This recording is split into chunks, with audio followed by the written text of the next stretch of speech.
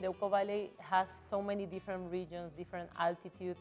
It's amazing how you can drive only 20 minutes away from one place to another and you can see the soils completely different.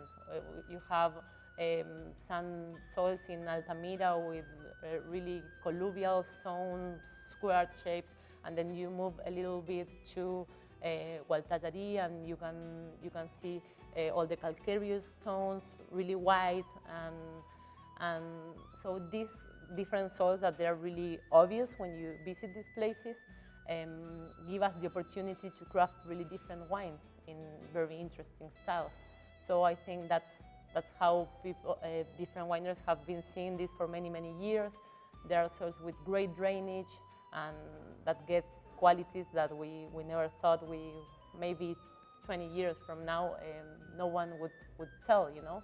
So it's a lot about research and going farther and exploring and daring to plant grapes in different regions that we haven't done before. Now the Uco Valley is showing the best potential in Mendoza. I think the differentiation of the Uco Valley is that it's a region that is west of Mendoza, next to the Andean Mountains, and here we are cultivating between 1,000 meters, 3,000 feet, till 1,500 meters, that is 4,500 feet. It is the highest altitude region in Mendoza province. The altitude means a lot of sun radiation, but also because Mendoza is a desert, we have very low humidity. Rain here is 6 or 7 inches a year. It means we have big difference in the temperature between the maximum temperature and the minimum temperature every day.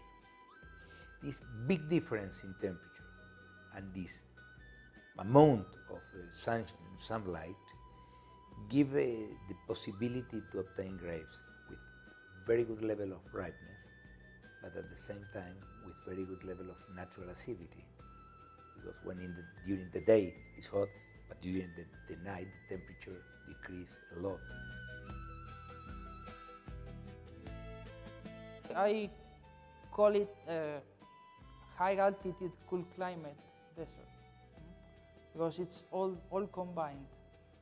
You have the high altitude that gives you lower temperatures during the day and very low temperatures during the night.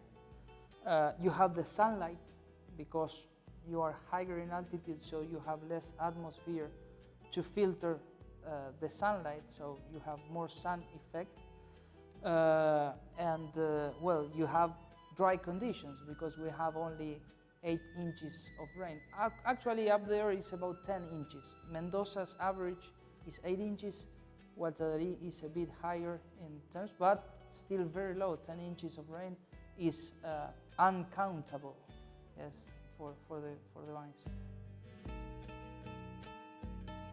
The mountain is the origin of the only water we have for irrigation. Mendoza, we irrigate 3.5% of the total surface of Mendoza. And the reason is the only water we have come from the melting of the snow. In this area you have sandy soil with stone, but also 1 meter you have some calcare, and you feel the flavor in the grapes, because usually in this area you have thicker skin, and when you taste the grape, always you feel some minerality. In my perception, I describe this minerality like a graphite.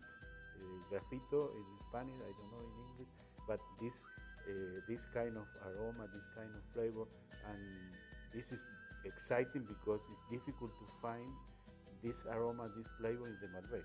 And also in this area you have good spicy flavor, floral flavor. It's nice because when you taste Malbec from other regions in the Uco Valley, always you identify the grapes from Gualtallarí.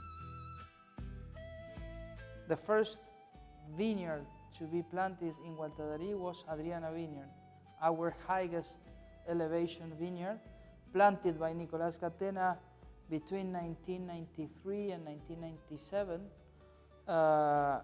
Everybody thought that Nicolás Catena was crazy when planting that, because they told that he will never get a single berry from there because it was too cold, too high.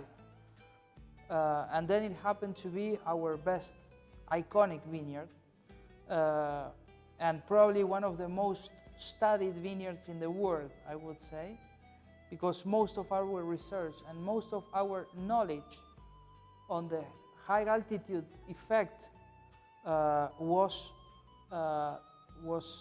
taken from that vineyard.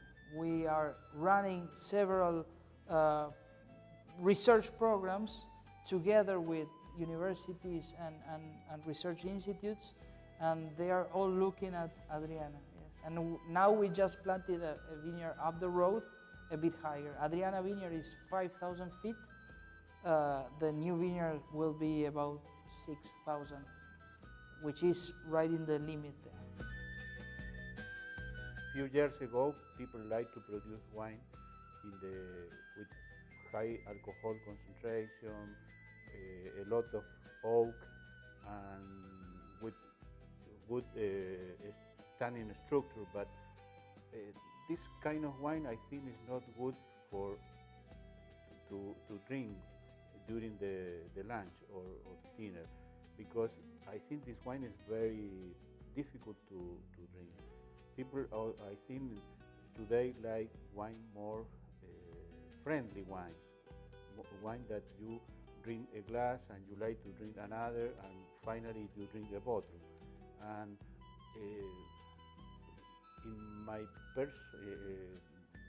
always I try to produce wine with elegance, with finesse. Never I like to produce wine with this style, too strong, too heavy, too difficult to drink. I think it's a chalk give a special texture in the mouth, special minerality. But I can say I let you try stone, and you will find in the stone the texture that you will find in the wines after. I think Argentina wants to move, and we want to move from really high concentrated wines or with really oaky wines to wines that express better our terroirs and our sourcing, our land, our country as a grape sourcing region. So a lot of wineries, we are one of those wineries working on that. We are trying to do wines that express better the place they are coming from, and that they express better. It's more about the fruit, it's more about what the soil can give. In Argentina, wine is a national beverage. We celebrate everything, and for us, it's part of the food. We never consider wine as alcohol. Wine is food for us, and it's part of our culture. And then we love to drink a bottle of wine to feel the character of the wine, not just to show a powerful but maybe at the end non-character wine. Then we like to show the real character coming from the vineyard, and the freshness and the elegance is very, very important.